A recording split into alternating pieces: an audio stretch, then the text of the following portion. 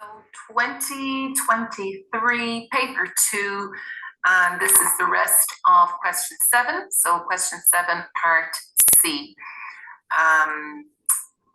And E, I'm going to skip D because D is to do with calculus, which we haven't studied yet. And I'm also skipping E, part 2, and we will do part F. So if you haven't done it yet, maybe pause the video and try C, E, part 1, and F. Okay, so let's get into it. Olga has some tests done to measure her lung capacity. When she is resting, the volume of air V in her lungs after T seconds can be modeled by. Now we can see straight away this is a trig graph. So let's see initially what we understand by that. Even before we read the rest of the question, I have an understanding that the 2 should be representing my midline. I understand that 0.4 should be my amplitude. So in other words, the distance from the midline to the top and to the bottom. I'm going to come back to the minus in a moment. So I'm going to come back to that in 1 sec, but I'm just going to talk about cos for a second. Even though this cos isn't your basic cos, I always think back to my unit circle. So that's my 1, 0, 0, 1, 0, no, minus 1, 0, sorry, minus 1, 0, minus 1, 0, and 0, minus 1.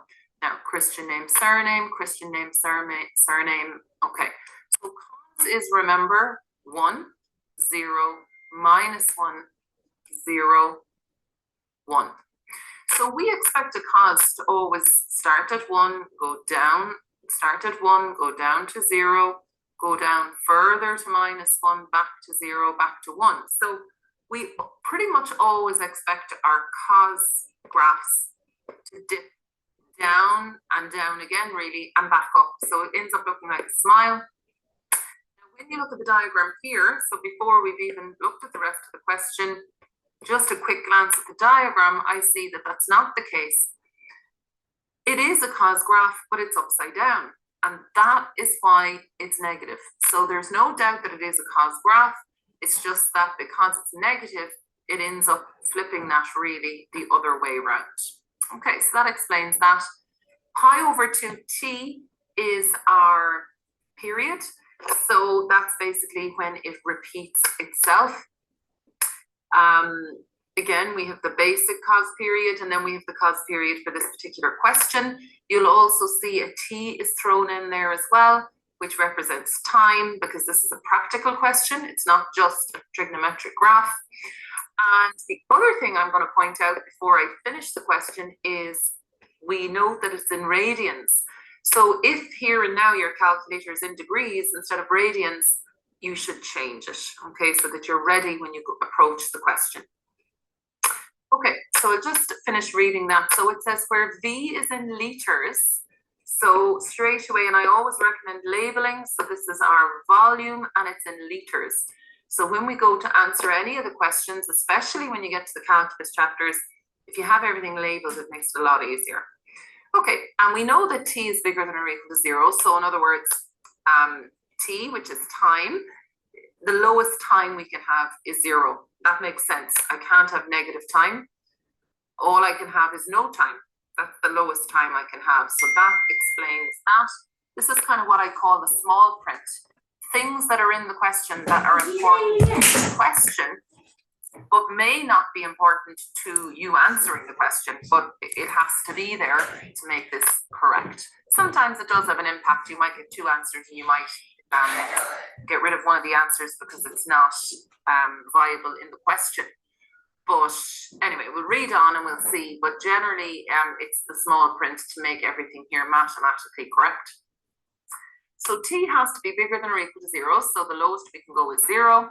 Is the time in seconds? Now that's important as well. So it might be no harm labeling t is time, and it's not hours or minutes, it's seconds. So just bear that in mind as we go through the question. from a given point in time, and pi over 2t is in radians. So I've explained the radians. The diagram below shows the graph, y equals v to t for the first 9 seconds. So in other words, this thing I've highlighted in yellow is drawn for us down here. Okay, so find the values marked A and B on the graph.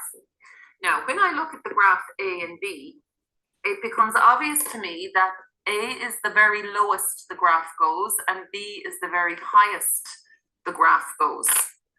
So essentially, what I'm thinking about here is, if I knew what my midline was and I knew what my amplitude was, wouldn't that give me, so the amplitude would be there, and there's an amplitude here as well, of course.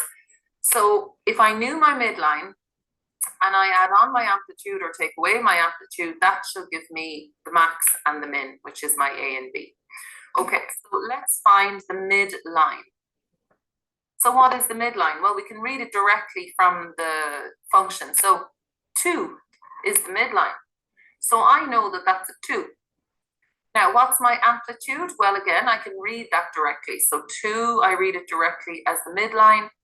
0.4, so we ignore the sign. The minus is just talking about how the graph is flipped upside down. 0.4 is the amplitude. Now, if that's my amplitude, so I have my midline and I have my amplitude, all I need to do is do 2 plus 0.4 to get the maximum, 2.4, and I do 2 minus 0.4 to get the minimum, 1.6, and there's my answer. A is 1.6, B is 2.4. So that's 2.4, that's 1.6. Okay, so that's done. Now I'm going to skip D because it's related to a derivative, which is calculus, which we have not studied yet. Part E, use the formula, so it's the same formula, to find each of the following when Olga is resting. Give each answer corrected 3 decimal places. Find the volume. So remember, this thing here is volume. So find the volume of air in Olga's lungs half a second after t is equal to 0. Now, remember we said time is in seconds. So if I have a 0, that's 0 seconds. If I have a 1, that's 1 second. If I have a 2, that's 2 seconds. If I have a 3, that's 3 seconds, and so on. So if I'm doing half a second, I hope it makes sense that half a second is in here. 0.5. So all I have to do is sub that into my function. So I'm doing 2 minus 0.5 cos pi over 2. Now I'm replacing time with 0.5. Now just be careful here. Notice the brackets, notice what I'm doing. So I am going to basically sort out the bracket first, following my rules of BIMTAS, and I can then fill into the rest of the question. I like that step because it kind of makes it, I suppose, clear in our minds that it is the angle that we're multiplying by a half. And remember, the angle is in radians. Now, you might notice here you're multiplying by a half. Now, of course, you could write that as 1 over 2. So you can work it out on your calculator if you want, but I think it would be nice to just write this as pi over 4. If you're not sure, do it on the calculator. It'll still give you pi over 4, but I'm using the fact that 0.5 is really a half, so I'm multiplying a half by pi over 2. Pi by 1 is pi, 2 by 2 is 4, and that's where I'm getting that from. But of course, you can use your calculator, no problem. Double check your calculator is in radians, because that's what the question specifically tells us. And all I'm doing now is I'm going to pop that into my calculator to get us an answer. So the answer I'm getting, so I get a third answer actually, but when I hit my SD button, I get 1.71715, blah, blah, blah. Now we're told 3 decimal places, 1.717. Now, we need to be careful here as well. We're answering the question properly. Volume, we're told, is in liters. So we better also write liters. So in other words, when she's resting, the volume of air in her lungs is around 1.7 litres, so almost 2 litres.